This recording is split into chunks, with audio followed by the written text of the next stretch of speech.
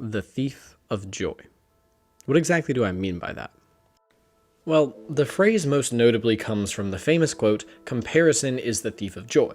Now, I've related to that quote many times in my life ever since I heard it from the late great Robin Williams, but this video is about so much more than just comparison.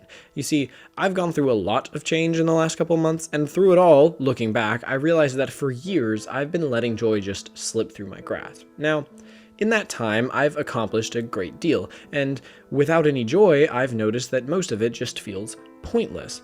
Now, I'm not trying to say that comparison hasn't done its fair share to me, because it certainly has, but I can't help but feel like it's not the mastermind behind all of this. Rather, it feels like a tool being used by an all too clever thief who's carefully and meticulously draining me of all of the joy I feel until I'm left as a former shell of myself. So that leaves me wondering, who or what would so desperately be finding fulfillment in ridding me of happiness? Who or what would so desperately seek out seeing me at such a low? And eventually, I came to a difficult but very necessary conclusion. That person is me. It's myself.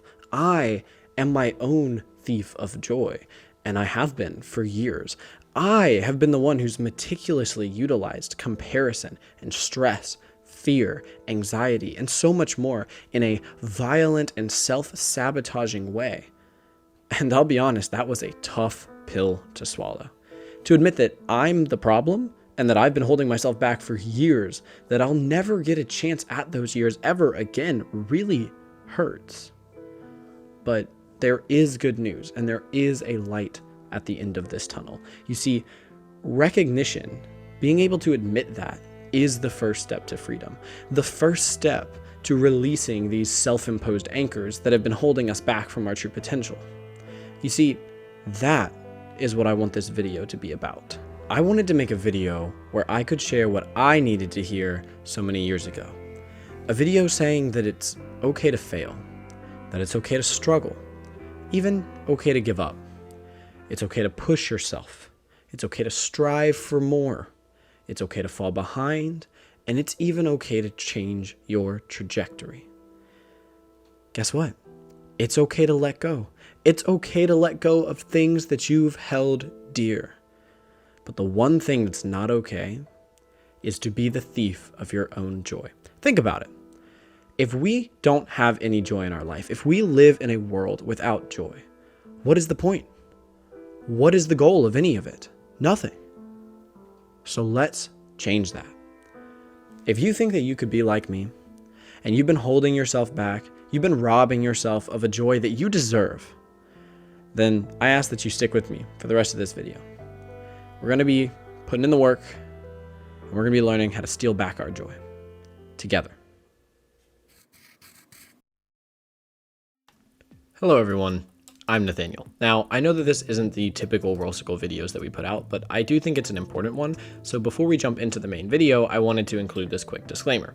First thing, I really want this video to actually reach an audience that is broader than our normal gaming audience. Now, that's not just because I want this to succeed monetarily or favor the YouTube algorithm, but it's because I felt called to make this video, and that means there might be someone out there who is supposed to hear this, and I really want them to be able to hear this.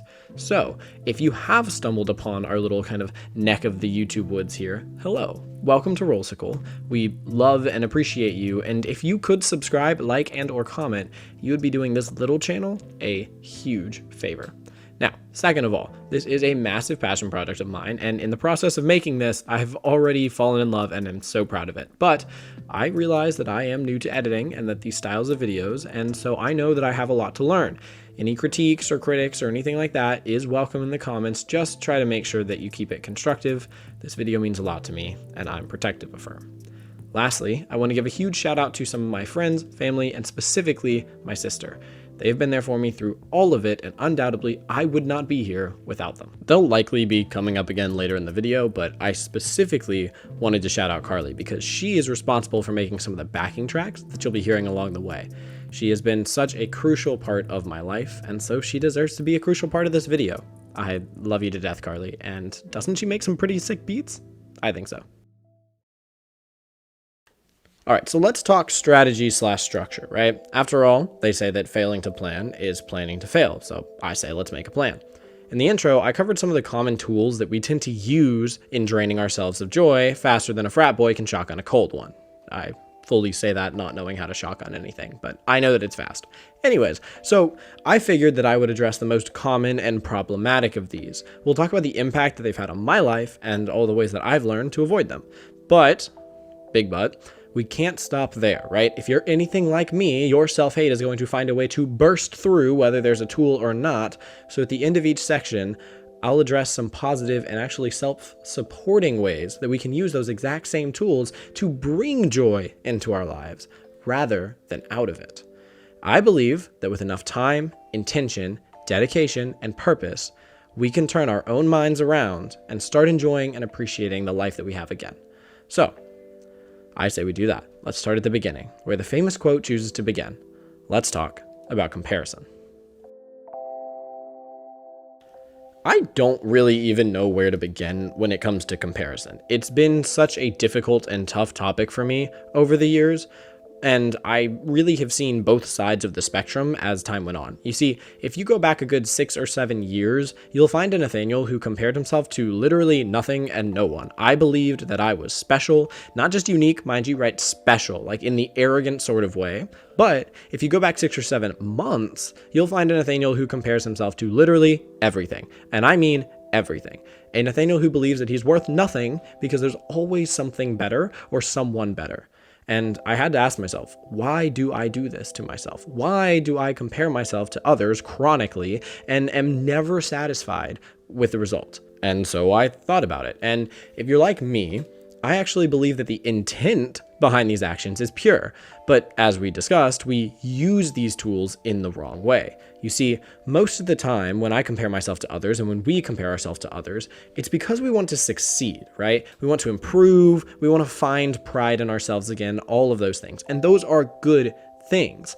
The problem is that we chase these goals endlessly, right? And if we ever make it to those goals, we've already set a new one before we even appreciate the fact that we achieved the first one.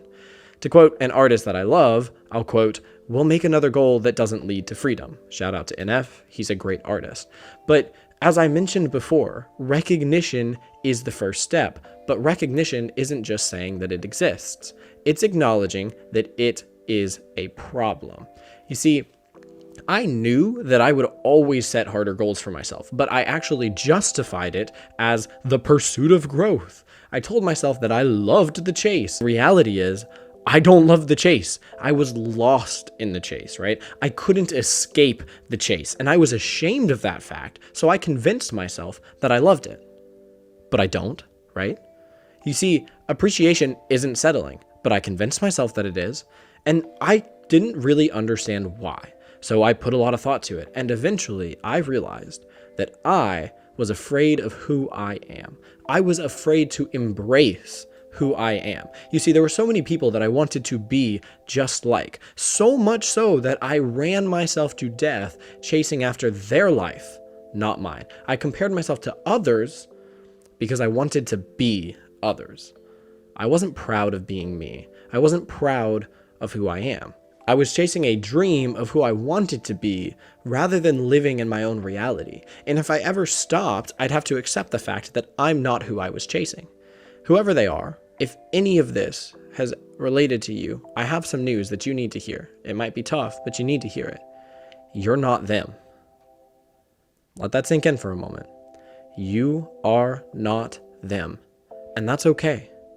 Because you are you. And who you are is unique and worth so much more than trying to be someone else. So what I'm asking is, take a chance with me here, right? Stop chasing after other people. Stop comparing yourself to other people and start chasing after yourself. Start embracing who you were born to be because you're a beautiful person. You matter, and this world deserves you. See, sometimes we have to come to terms with what we're never going to be, right? I may never bench press 315 pounds. I may never become a world famous dungeon master, but I will always be Nathaniel Jack Merchant. I will be making this exact video. And when I take a step back and accept that, I've never felt better. So my advice if you'll take it, is to start comparing yourself only to yourself. Take a look back every once in a while, appreciate how far you've come, and be proud of the person that you've grown to be. All right, let's change gears for a little bit here. Hopefully you're going to start appreciating yourself for accomplishing your goals, but let's be honest, that doesn't actually make life any easier. Life is still going to get stressful, and we all know what that feels like. Now, I'm not going to sit here and pretend like I can remove stress from anyone's life, including my own, but I do think that there are better and worse ways to handle stress. You see, in order to rob myself of joy, I would cling to stress like a newborn baby clinging to their mother. And I actually mean that analogy at a deeper level than just making a funny simile, right? Over time, I made myself need stress, and without it, I felt like I could not survive. Being calm and relaxed became laziness to me. And even when I was organized or I planned ahead, I was always telling myself that that's just temporary and the stress is going to come back. I never let myself be at peace, obviously, because I would enjoy that. And if I ever was truly stress-free, I would just immediately start stressing about something from the future. I was always living in the past, living in the future, but I never let myself live in the present. So once more, I was wondering why. You see, the answer is going to start sounding repetitive because I was afraid of the present. Over years, I had convinced myself that if I enjoyed the moment that I was in, I was either going to create a humiliating memory, be ill-prepared for the future, or worse, both of them. You see, but the product of that fear was that I was never actually enjoying any of the moments for what they were worth. I would never enjoy them, and I became consumed by stress, right? Another great NF song, by the way. All right, so we've acknowledged it, but how do we actually begin to fix it? You see, once again, I'm going to invite you to join me in a change of mindset that is then accompanied by action. You need to understand and repeat to yourself that it is okay to live in the moment. And if you do, you will enjoy memories for the rest of your life. You need to learn to prioritize people and occasions in your life and allow yourself the freedom to be present in them, to enjoy them. Here's a good example, okay? A few years ago, I suddenly came to the realization that my grandmas were getting older and that I actually might only have a few more visits with them left. Now, sadly, my grandfathers aren't here anymore, and often I find myself wishing that I had spent more time in the present with them. Not stressing about school, not stressing about work, not stressing about some stupid grade school relationship, but being present and making memories that I would have cherished for a lifetime.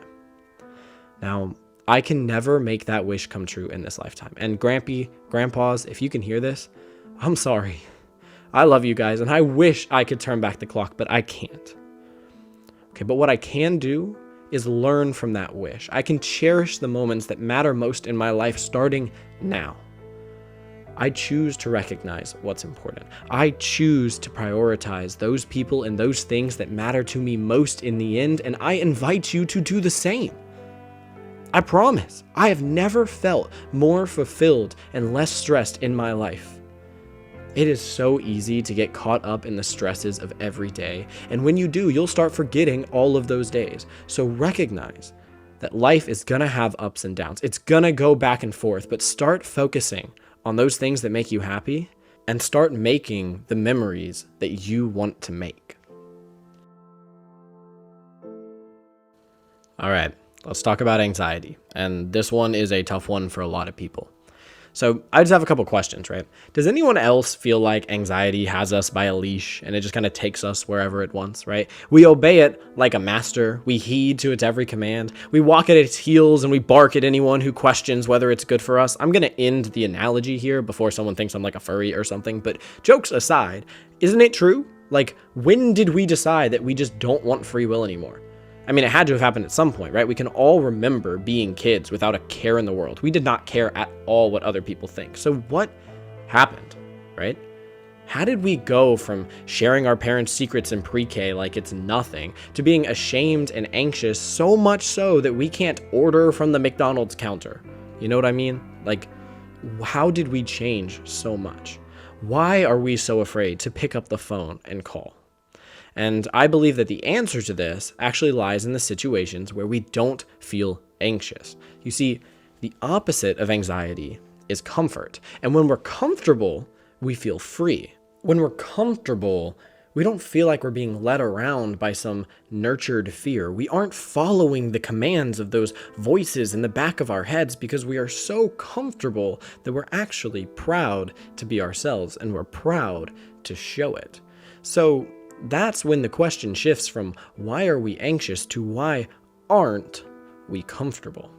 And if you've made it this far into the video, I'm sure you can guess where I'm planning to take this. You see, I believe that once more, it boils down to fear. Except this time, we are afraid of what others think, right? We start what-ifing so much that we talk ourselves out of what we wanted to do. And it becomes an automatic response to we're so afraid of failing or judgment from others that we interpret it as the inability to do what we plan to do.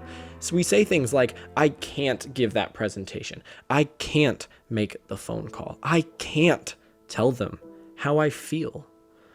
Well, I'm here to tell you that you can. Even if you don't believe me, you can. Now, that doesn't mean that it's going to be easy to do those things. In fact, I would actually be willing to bet that it's not going to be easy, but there are things that we can do that make it easier.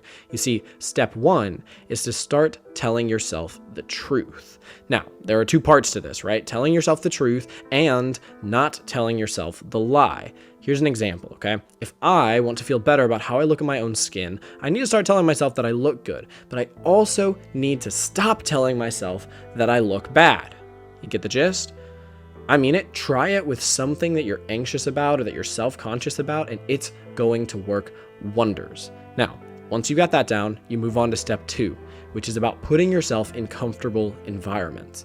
Now, what I mean by that is specifically schedule time to do things that you enjoy and that make you comfortable. If you're not stressing and you're enjoying the moment, then you'll start to finally feel at peace. Now, there are a lot of things that make me comfortable, but a good example are video games. And what you might notice is that there's gameplay in the background of this video, but what you may not have noticed is that I chose some very specific gameplay. The first game that you saw was Call of Duty Zombies, which has some of the most notable memories of mine growing up, especially playing some Black Ops 2 Zombies with my sister.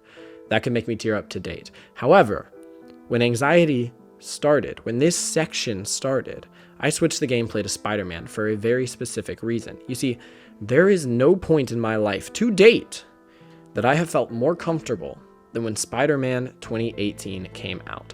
I was in love with that game, and nothing else mattered at all. If I was playing that game, I was golden, and I'll never be able to relive my first ever playthrough of that game. But what I can do is allow myself time every once in a while to just lose myself in that game and let it bring me comfort and peace. Forever, Spider-Man PS4 will be my ultimate comfort game. So whatever it is for you, whatever your Spider-Man PS4 hobby is, allow time for yourself to fall back into it. Allow time for yourself to get comfortable with your hobbies and enjoy that peace. And do it for however long you need. Eventually, you'll start feeling a little bit more fulfilled. Now, once you're feeling this fulfillment, it's time for step 3. Take action. Without letting your thoughts run, without focusing on what could possibly go wrong, just focusing on what brought you peace, take action and do what you were so afraid of. I promise you, almost every single time you do this, it's not going to be that bad. You have worked up so much fear into your mind that you have made it so much worse than it ever could have truly been. And sometimes it's actually really fulfilling, like making this video for me. And I don't want any of you to miss out on that. Okay, the penultimate section of this video is going to be about fear, which has been a common theme throughout all of the previous sections, but this segment's going to be a bit shorter because I don't actually think fear is a bad thing, right? It's not something that we need to change or at least get rid of. We just have to change how we treat it, how we act according to it, right? It's how we use fear that can be a bad thing. There's nothing wrong with being afraid. It's normal to be afraid. In fact, I'd even say it's a good thing to be afraid. But what matters is being able to act in spite of fear rather than backing down from things because of fear. Now, if that's you who's doing that, that's okay. More often than not, I find myself doing that too. But if we want to fix any of this, we need the final topic of this video. So we've made it.